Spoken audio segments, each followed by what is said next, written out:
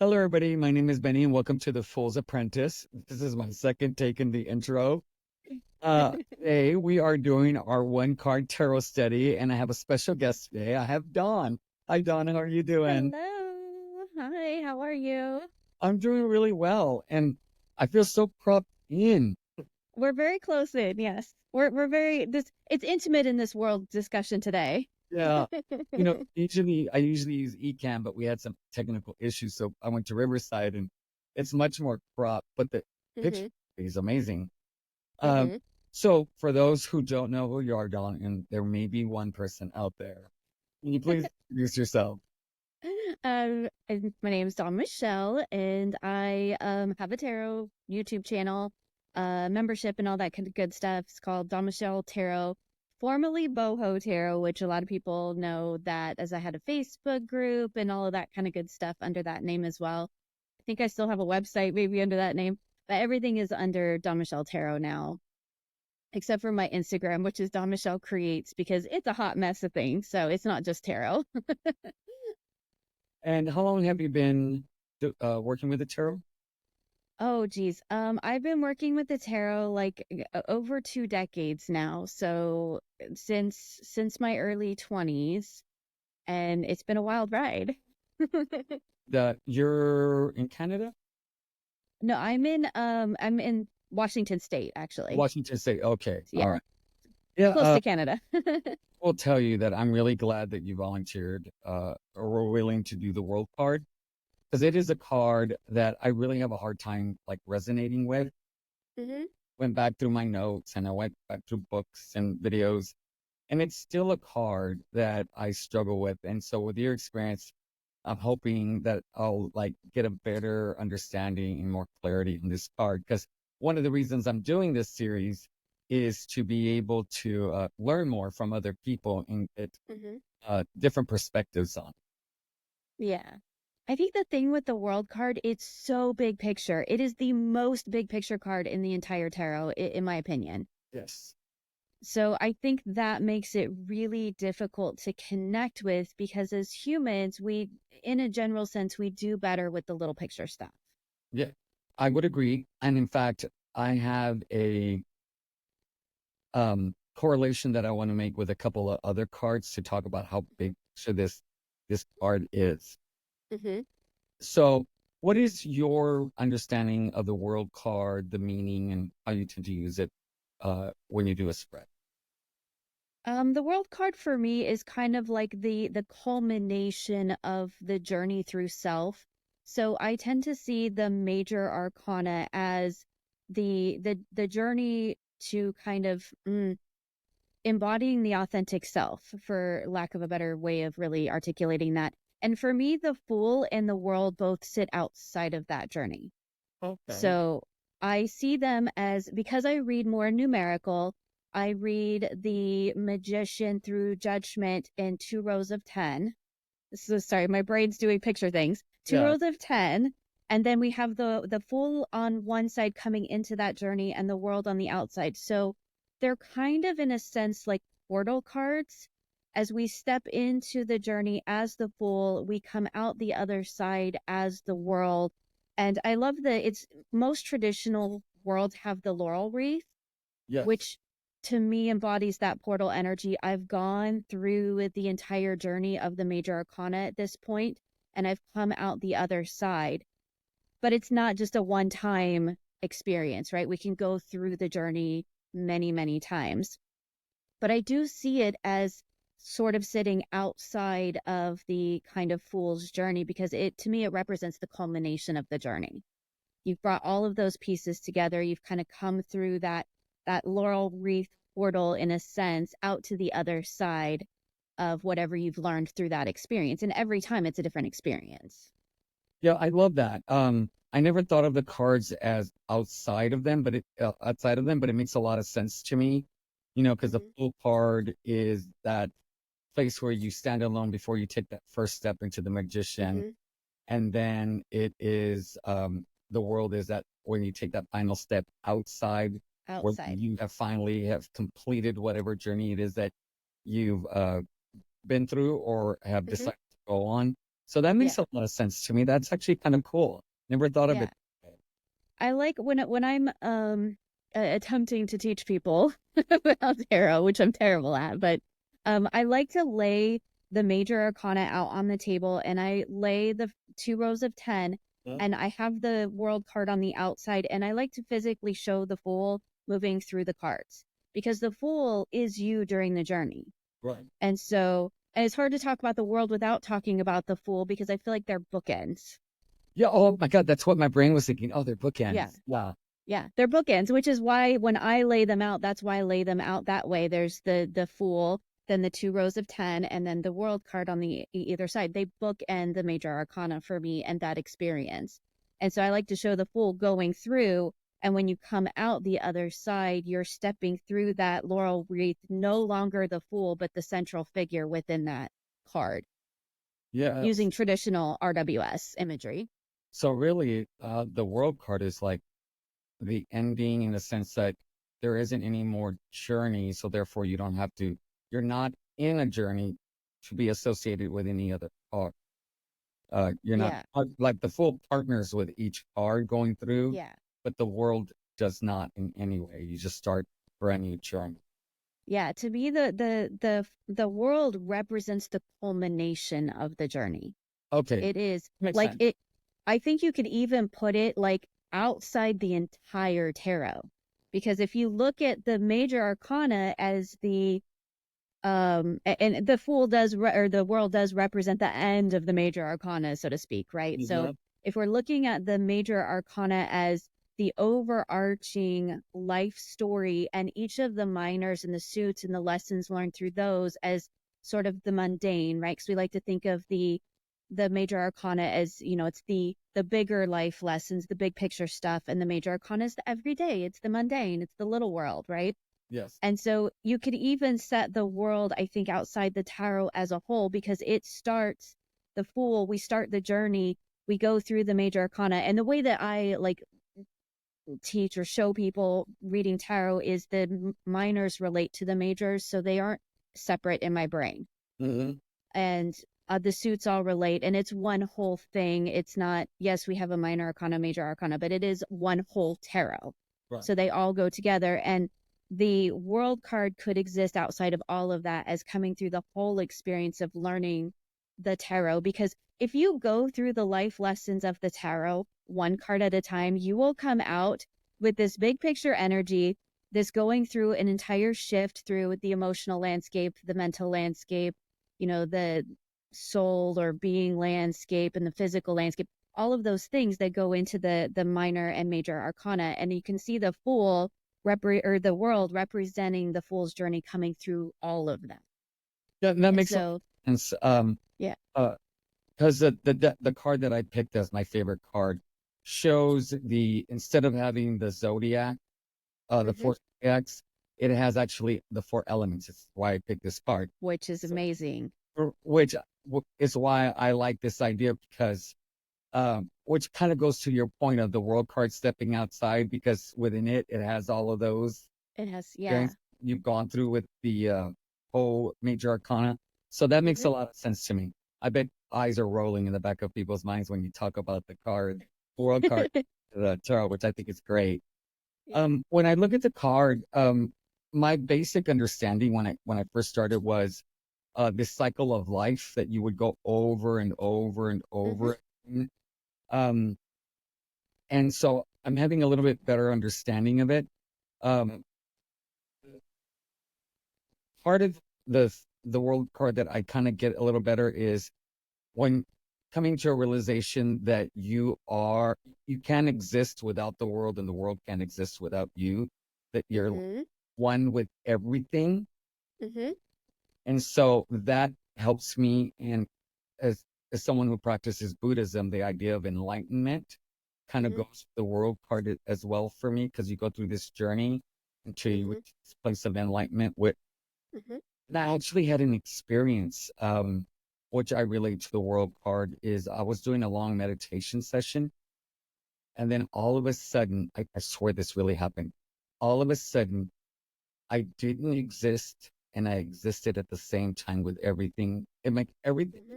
I was everything, and everything and I were nothing at the same Nothing. time. It was a very surreal experience. And Hmm. as soon as I recognized that that had happened, it all disappeared. Yeah. And so I have that sense of what the world card is in that relation. Hmm. I think that's a great comparison. I think the thing about the world card, it is the all and it is the nothing, right? Yes. Yeah. And so it represents the whole of the potential of the journey as well as the journey itself. And depending on where you are within that experience, you could be not in the world yet, or you could be of the world. Well, that's going into way detail, but um, that's why I like I break it down to kind of the portal energy, step through into the world card. So once you've stepped through, and the other thing I like about the world card and the imagery of it is it's kind of like once you see it, you can't unsee it, right? Once you see certain things in the world, once you see yourself Hmm. as having gone through the life lessons of the major arcana, you can't unsee that. You can't go back. Yeah. So you can keep moving forward. Yeah.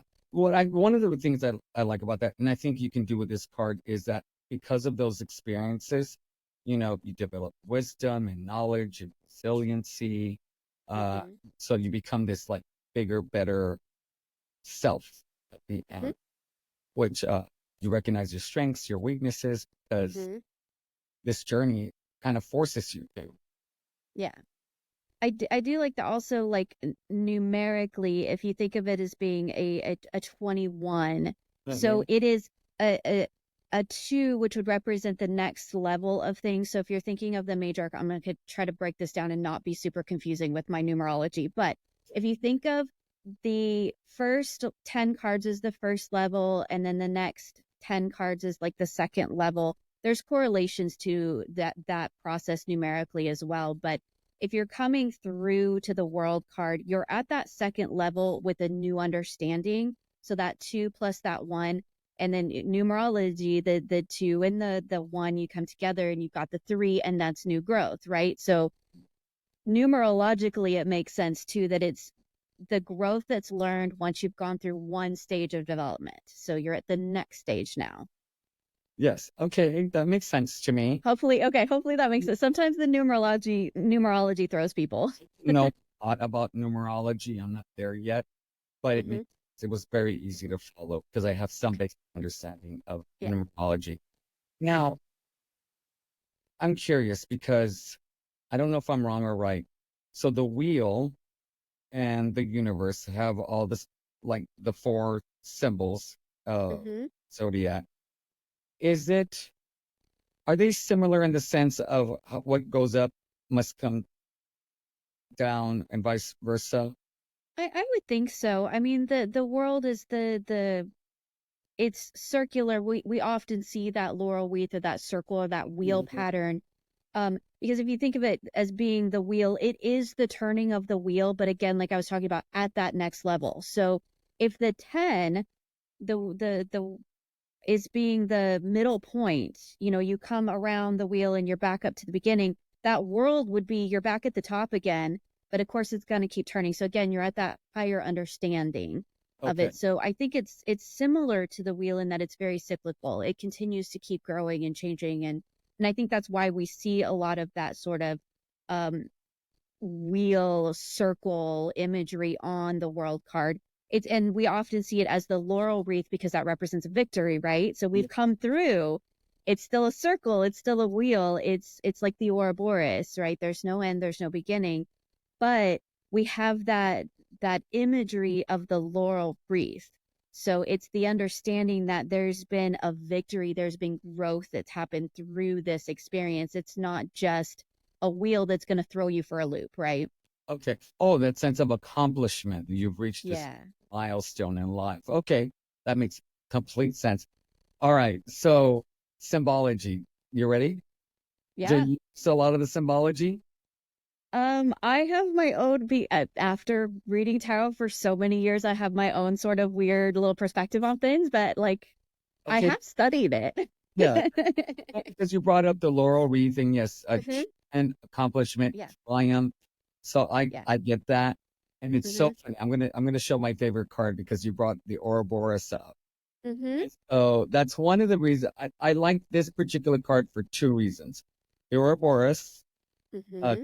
you know, life, it never ends. It's kind of like the infinity symbol, it just continues. Mm-hmm. But I love that it has the four elements of the tarot. Mm-hmm. That is much easier for me in my journey right now to digest because I don't know Mm-hmm. much about the zodiac and astrology, Mm-hmm. how those correlations will work. Yeah. Um, and my understanding is that at this place with the world, everything's in balance. Mm-hmm. Um, and so therefore you're at this moment, your life is in balance. Things are really good in your life. Things are going really Mm-hmm. well. There isn't one area in life that you're not happy with. Right. Yeah, those four corners represent the four elements or the four fixed signs of the zodiac, right? And it's interesting with the whole idea of like it's fixed, it's stable energy. Although we have this circular motif going on in this kind of, Ouroboros sort of energy, it is stable energy though. It's not like the wheel where like the wheel to me is more of like you're trying to hang on to the center. The center is where you want to be in the wheel, not on the outside going round and round in circles chasing your own tail.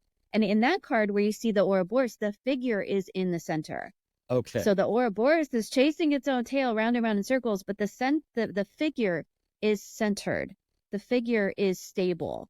And I think that's a great sort of energy for the world card. It's like things have come to a culmination, but they've also in a sense like calmed down. There's a lot of drama in the major arcana. Like there's a Yes. lot of drama going through that.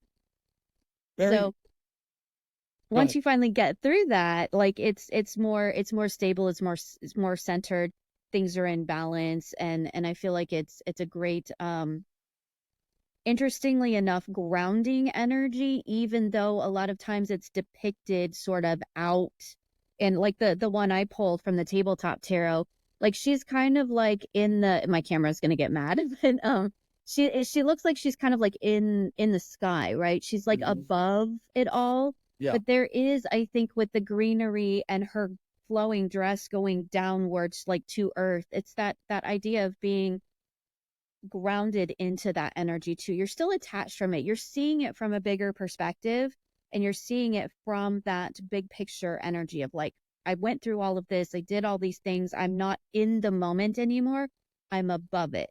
And when you gain that perspective of being the above it, you're still connected to it.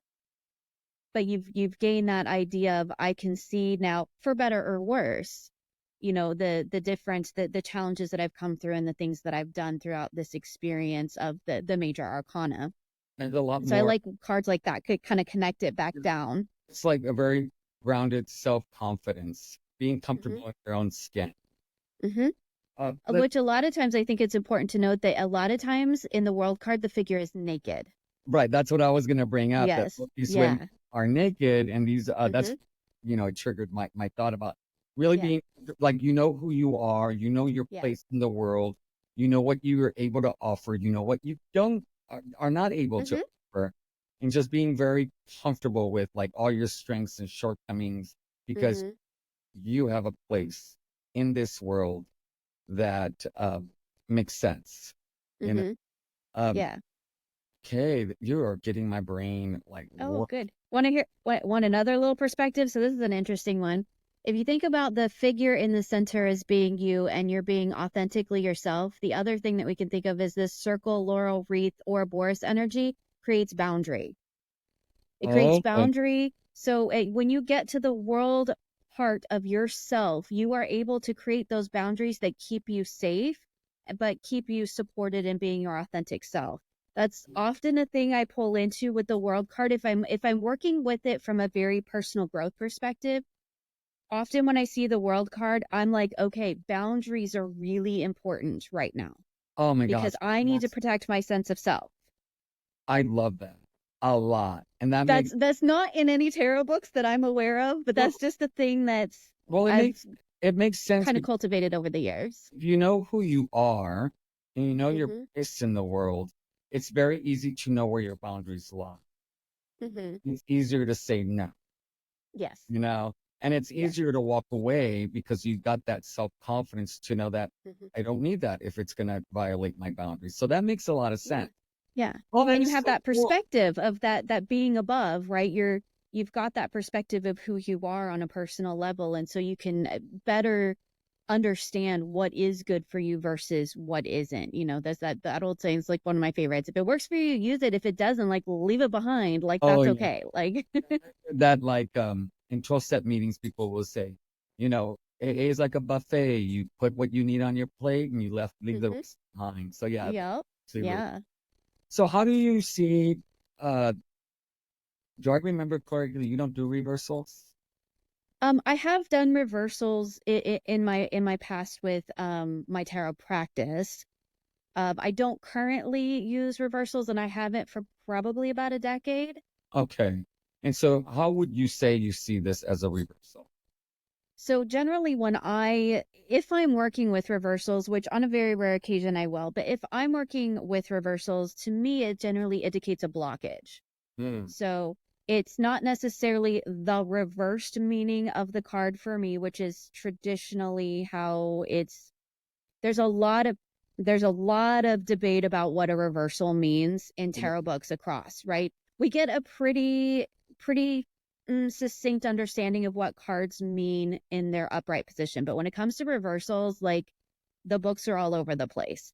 And so there isn't really one definitive, like, if it's upside down, it means this, which is part of the reason why I stopped working with reversals myself, is because I feel like the tarot is balanced enough. The card doesn't need to be reversed. It's about the context and where the card lies in the position for me, whether it's in light and shadow.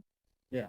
But to read it as a reversal, when I do work with reversals on occasion, to me, if a card were to somehow magically appear reversed on my table, well, most of the time I'd just flip it around. But if I were to actually work with that, I'd be like, okay, there's a blockage here. That's it. It's um not the reversed meaning of it, but just an inability to access that is Okay. how I would see it. I will say that I don't really have some kind of, well, first, I agree with you. Like when I first started tarot, our reversal meant basically the opposite of what it meant upright. Yeah. I don't believe Hmm. that. In fact, Hmm. that's not how I read. Hmm. I don't do I don't do cards upside down. I One, don't either. Yeah. it Yeah. looks. Two, it throws my brain off. But Hmm. I do believe that the spread will kind of guide you if there's Hmm. a reversal kind of feeling for it. Hmm. Question, intuition, something will give me an idea Hmm. uh, if this card is reverse like. And I don't read mine. I've said this 100 times. I'm probably going to say this till the end of this series. Is mine are more like warnings than Hmm. anything else. Things that you need to be mindful of. Uh, Hmm. things that you need to probably reflect on right now. To see what's going on, so you could get back on the path that you want. So Hmm. reversal. I have these discussions with reversals because people do read them, and I do think they're important. They Uh, do. Yes, yes. And it's more traditional to read with reversals than not. Like, not reading with reversals in from what I've experienced over the past few decades, that's a newer thing. So, like, back in the day, I feel like we all read reversals. That's just what you did. Like, all the books had reversal interpretations. And so, like, that's why I say I have read with reversals, because I learned to read when I started my RWS study, because I learned to read a totally different way. But when I started studying the RWS, I did learn my reversed meanings, and they are traditionally kind of an opposite. But when I started working with the cards and working in it in my own way, that's what kind of I read them as like a more of a blockage or a hindrance, or like you would in shadow, right? It's something that you haven't acknowledged yet. It's right. drawing your attention. And if you think about it visually, a card that turns itself upside down in a spread is definitely wanting some attention. So Because if it's you're so foreign to the eyes, to the it's senses. so jarring. Yeah, it just, like, it throws everything off, and you become hyper aware of that card. So I think that in that sense, like, to read with reversals, I think is really interesting. It's a really interesting practice.